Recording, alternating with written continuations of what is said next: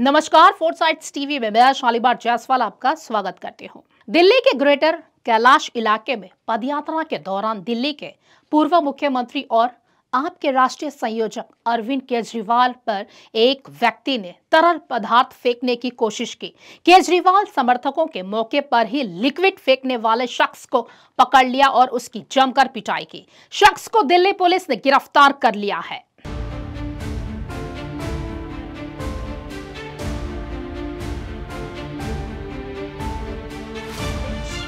आम आदमी पार्टी के राष्ट्रीय संयोजक और दिल्ली के मुख्यमंत्री अरविंद केजरीवाल पर ग्रेटर कैलाश इलाके में पदयात्रा के दौरान हमला करने की बात सामने आई है। अरविंद केजरीवाल जब शनिवार को दिल्ली के ग्रेटर कैलाश इलाके में पदयात्रा कर रहे थे तो उन पर एक शख्स ने तरल पदार्थ फेंक दिया था।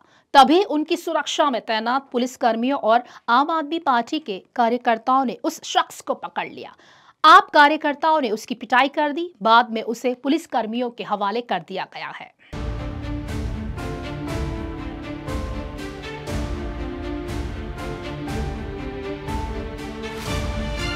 आम आदमी पार्टी ने ट्वीट कर कहा है कि दिल्ली की बिगड़ती कानून व्यवस्था पर सवाल उठाने पर पदयात्रा के दौरान बीजेपी ने अरविंद केजरीवाल पर हमला करवाया है। जी हां, पार्टी ने कहा है कि केंद्रीय गृह मंत्री अमित शाह की नाकामी फिर जग जाहिर हुई है।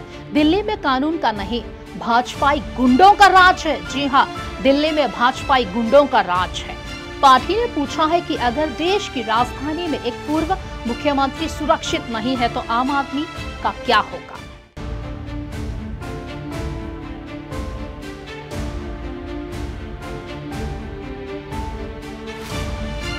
आम आदमी पार्टी ने पिछले महीने भी आरोप लगाया था कि अरविंद केजरीवाल पर हमले की कोशिश की गई है। दिल्ली सरकार में मंत्री सौरभ भारद्वाज ने कहा था कि जब अरविंद केजरीवाल विकासपुरी में पदयात्रा कर रहे थे और लोगों से मिल रहे थे तभी उन पर हमले की कोशिश की गई थी। भारद्वाज ने कहा था कि अगर अरविंद केजरीवाल को कुछ भी होता है तो उसके लिए बीजेपी सीधे तौर पर जिम्मेदार होगी।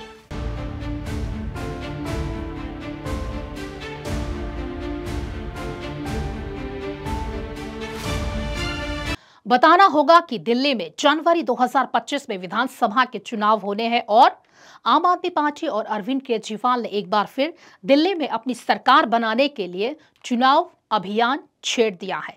दिल्ली में 2013, 2015 और 2020 में आम आदमी पार्टी अपनी सरकार बना चुकी है। 2013 में आपने कांग्रेस के साथ मिलकर सरकार बनाई थी, जबकि 2015 और 2020 में उसने बहुत बड़े बहुमत के साथ दिल्ली में सरकार बनाने में कामयाबी हासिल की।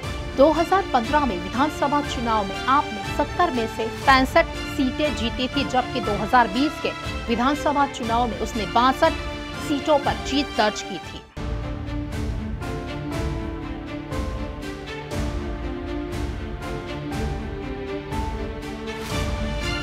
दूसरी ओर बीजेपी और कांग्रेस भी विधानसभा चुनाव की तैयारियों में जुटे हुए हैं। हरियाणा और महाराष्ट्र की जीत के बाद बीजेपी के हौसले बुलंद हैं और वह दिल्ली में सरकार बनाने के दावे कर रही है। केजरीवाल ने शुक्रवार को कहा था कि पिछले 10 सालों में दिल्ली की कानून व्यवस्था बद से बदतर होती जा रही है। केजरीवाल ने कहा था कि जब से अमित शाह गृह मंत्री बने हैं तब से दिल्ली की कानून व्यवस्था और खराब हो गई है।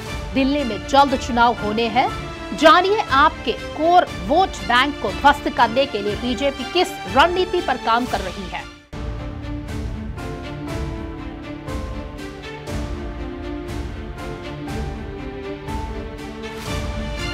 खास खबरों के लिए जुड़े रहे हमसे, देखते रहे फोर्थ साइट्स टीवी।